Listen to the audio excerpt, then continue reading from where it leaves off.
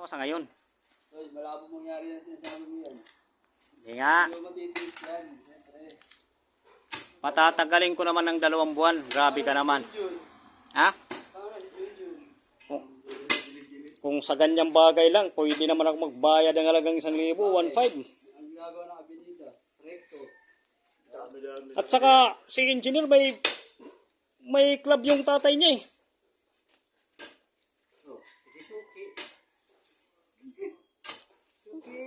Inaaya nga ako ng engineer pumunta doon sa club eh. Sabi ko ayaw ko nga. Hindi naman yata eh. Puntaan mo na. Ayaw, makabingit ka pa ng malaking isda. Sabi ng engineer kasi, kung malulungkot ako, sasamahan niya ako kahit anong oras. Punta tayo doon. Oy! Punta ko dyan ang sabi. Ha? Punta ko dyan ang sabi. Punta kami doon. Saan kayo? Sa Ugo? Hindi, doon sa bar ng tatay niya. May ano yan, tatay niya eh. May club. Beer house. Huwag ganun, Will. Ano din mo sasama? Bayaw. Huwag ganun. Ikaw lang ang release ko. Tapos ikaw rin may feeling. So, ayaw ko muna eh. Nakabravo lang ako eh. Manunood na lang ako sa UGs. Nagyara sa showtime. O kaya magtatalpak na lang ako. O scatter para may libangan. Dati, wala. Hindi pala eh. Ha? Hindi wala. Hindi pala eh. Wala na. 1 linggo na rin kaming medyo naka-adjust na. Yung totoo. Sabi ka. Wala na nga. Wala na kami. Pinilit eh.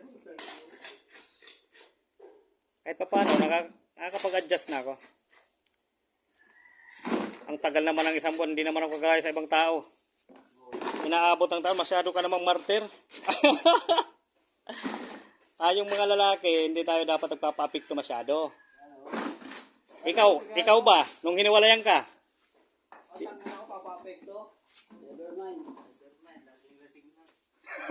Hindi, syempre, normal yun eh, kasi para malimutan. No? Normal yun. Abnormal yun. Bakit ka kasi naglalalasing? Nawala naman dapat paglasingan. Nang dahil lang sa iniwan ka, magpakalasing-lasing.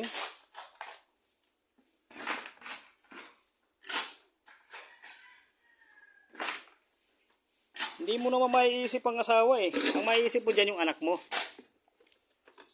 Kung ano nang patutunguhan sa buhay. Diba? Yun ang pinakamaano sa lahat eh. Pinaka-hurts. Hindi ka lang pang babae. Hindi ka lang harap. O, tapos. Ganun lang.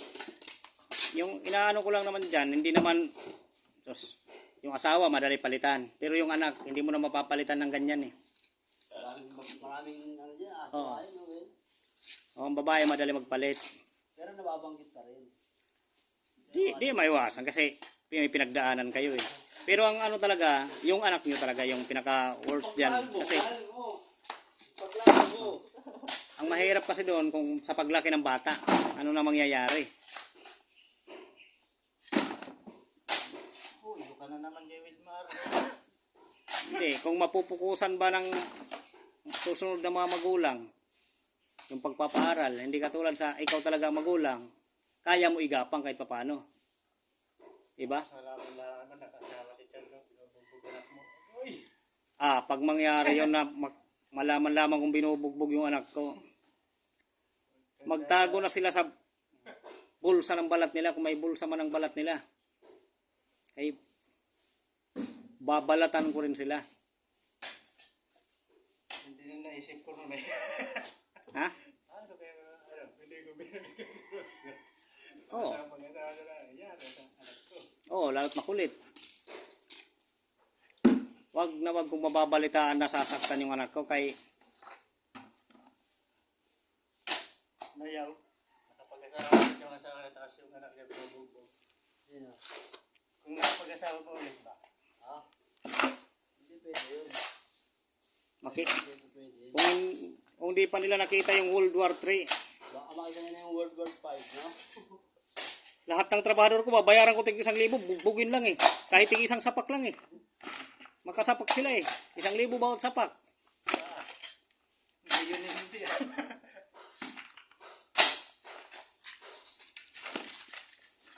Eh kung magkasabay-sabay ngayon 3 kong project, 12-12. Dami nun. 12-12, 36 sa tao. Sa bawat isang tao, 1,000. Kaya ko bayaran yan sa isang project ko lang.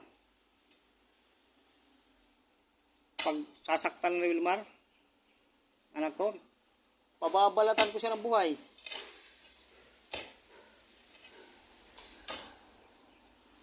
Kahit hindi naman ako kumilos kung tutusin eh.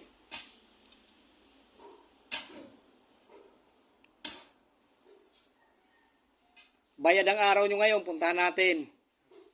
Kaya siyempre. Oh. Babanatan lang natin saglit. Kayo lang ha, malayo lang ako siyempre. Baka sabihin na ako mastermind eh, di ba?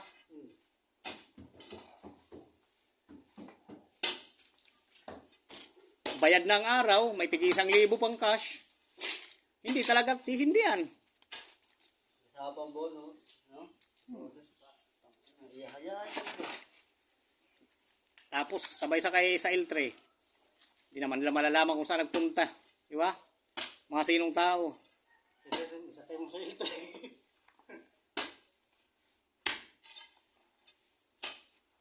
Baka ngayong ano nga, ngayong September na to may L3 na. Unahin ko muna yung service bago yung sarili kong bahay. Sa pag mag-down na si Sir Lloyd, ikaw ang una kong isasama. Pareho tayo walang lisensya. Brand new nahuli. Medyo masakit yon. Nasa lusod pa yung bagong rehistro eh. Pero kung walang lisensya, hindi talaga eh. Bagong bili na, parehistro. Oo. Lusod pa. Pero wala lisensya. Walang lisensya, ah. Call. At kaya nag-drive walang lisensya. Kasama mo may lisensya, wala din. Patay na. Meron ako license. License contractor. Wala ka lisensya. Expire. May lisensya ako rito, sir. Pickup. Pickup license.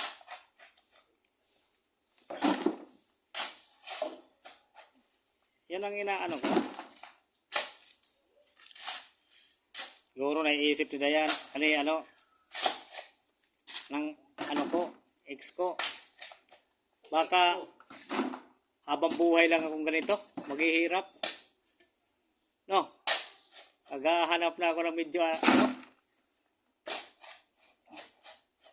Ano sa kanya, maghanap ka. hindi niya kasi, Nachong.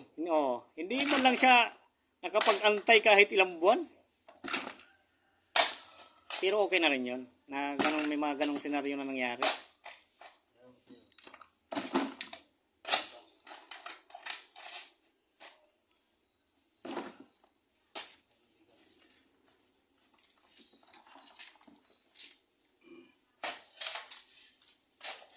Paggabi, parang ang hirap kumain eh. Mag-isa ka lang. Parang hindi mo malulunok yung pagkain eh. Di ba? Ako, ilang araw din ako hindi nakakain ng maayos eh. Nakakain lang ako pagkaharap ko yung mga nurse eh. Oh? Tumagan, kumain ka na sir. Ha? Kain na lang. Parang hindi naman talaga maiwasan yung ganun eh. Yung halos hindi ko malunok yung kinakain ko. Di ba sir, wala ka sa asawa? Bakit ma'am? Tapos, banding-banding naman, videoke. Kagabi, bumili ako ng ano, kalahating lechon manok. Pinakain ko lang kay Junjun eh. Kasi hindi ko nalulunok eh. Naisip ko yung anak ko kung kumain na ba o anong kinakain nun ngayon. Walang iyakan. Hindi naman nakakayak. Nakakalungkot lang kasi. Kakain ako ng masarap. Sila, di ko alam. Huwag ganun. Iiyak Parang ang sama eh.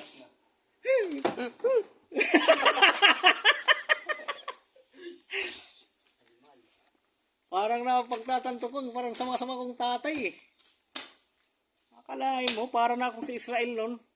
Siya nagpabula-bula ng kain, yung pamilya na nagutom na. Di ba? Iwan tuloy. Yun ang mga dapat ang pinag-iiwanan. Ay, hindi, pinalayas yata mo na yun. Masyado kasi makasarili eh.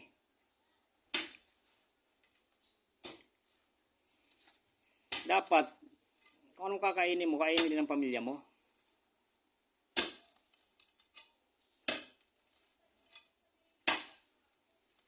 Ano ko lang din naman kasi mainginom at saka dumadayo pa sa inom. Yun ang ano ko eh. Yun ang isa sa mga dahilan sa madalas ako magalit. Pwede ka mag-inom sa sariling bahay. Huwag ka lang dumayo sa iba. Diba? Bakit dadayo ka? May hinahanap ka? Kaya naman eh. Wala. Samantalang ako, hindi ako makakainom-inom. Ayaw ko na kasi ng alak eh. Oras na kasi ng pagbabago. Ngayon, Diba? kalimutan ng babae, kalimutan ng alak. Kaya nga. Limutan ng babae, mamaya na lang ang alak.